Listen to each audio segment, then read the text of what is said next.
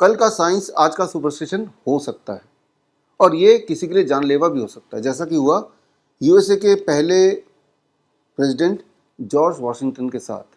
बात है 14 दिसंबर 1799 की। उन्हें थोड़ा खांसी जुकाम सोर थ्रोट हो गया था।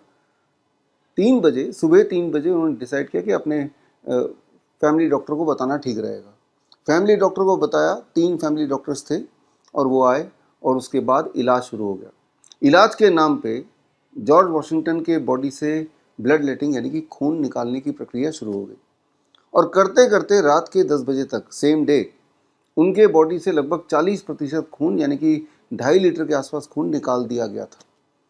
और हुआ ये कि रात के 10 बजे के आते आते 14 दिसंबर 1799 में उनकी मृत्यु हो गई। और उसके बाद उन्हीं तीनों डॉक्टरों ने एक प्रेस रिलीज जारी किया। बहुत ही दुख के साथ उन्होंने लिखा कि हमने जॉर्ज वॉशिंगटन को खांसी हो गई थी, सोर थ्रोट हो गई थी, हमने बहुत मेहनत की, बहुत इलाज करने की कोशिश की और इलाज करते हुए एज ए स्टैंडर्ड प्रोटोकॉल हमने उनके बॉडी से ब्लड लेटिंग किया। उसके बाद भी उनकी हालत सुधरी नहीं तो ब्लड लेटिंग और ज़्यादा किया, करते करते 2.5 लीटर के आसपास खून तक निकाल दिया।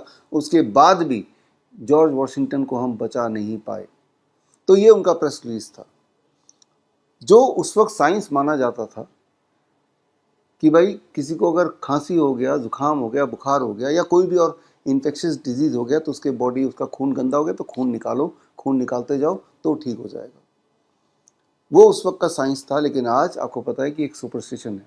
आज आपको ये भी अंदाज़ा है कि उनकी जो मृत्यु है वो किसी खांसी जुकाम से नहीं हुआ था। एक्चुअली वो ब्लड लेटिंग यानी कि 40% ब्लड अगर कुछ ही घंटे में किसी के बॉडी से निकालेंगे तो उसकी मृत्यु हो भी सकती है। तो यहाँ पे मैं ये बोलना चाह रहा हूँ कि एक टाइम पे जब उसको साइंस माना जाता था, ज़रा सोच के देखिए उस टाइम पे अगर आप या मेरे जैसे कोई होता और बोलता भाई ये क्यों कर रहे हो, इससे तो इनकी जान जा सकती है, तो या तो आपको बेवकूफ़ समझते या आपको मानवता का दुश्मन समझते। लेकिन उस वक्त भी वो साइंस था नहीं, लेकिन साइंस के नाम पे उसको किया जा रहा था। उस वक्त भी कोई ऐसा एविडेंस नहीं था जिससे साबित हो सके कि खांसी जुकाम बुखार या इस तरह के इन्फेक्शियस इलनेस में या फॉर दैट मैटर किसी भी इलनेस में खून के बॉडी से निकालने से इंसान की कोई भलाई हो सकती है। लेकिन फिर भी उसका प्रचार कुछ इस प्रकार था, उसकी प्रैक्टिस कुछ इस प्रकार थी कि उसको मान्यता मिली हुई थी कि कभी भी कोई ज़्यादा बीमार पड़ जाए या किसी को इन्फेक्शियस डिजीज़ हो या उसका अंदेशा भी हो तो बस एक ही इलाज करो कि बॉडी से खून निकालते जाओ। तो उस वक्त का वो स्टैंडर्ड प्रोटोकॉल था। ये ज़रूरी नहीं कि जो स्टैंडर्ड प्रोटोकॉल है वो एविडेंस बेस्ड भी हो या फिर वो साइंस भी हो। वो साइंस के नाम पे प्रोटोकॉल हो सकता है, बट वो एग्जैक्ट साइंस है या नहीं है ये आपको तफ्तीश करनी चाहिए। क्योंकि जिस प्रकार उस वक्त का आज से करीब 200 साल से ऊपर से पहले का जो साइंस था, अब हमें पता है, सभी को पता है कि ये एक सुपरस्टिशन होगा। इमेजिन करके देखिए कि आज की तारीख में आपको खांसी हो जाए और डॉक्टर आपको बॉडी से बोतल पे बोतल खून निकालने की बात सोचे या करने लग जाए तो किस तरह का एक भयानक दृश्य होगा।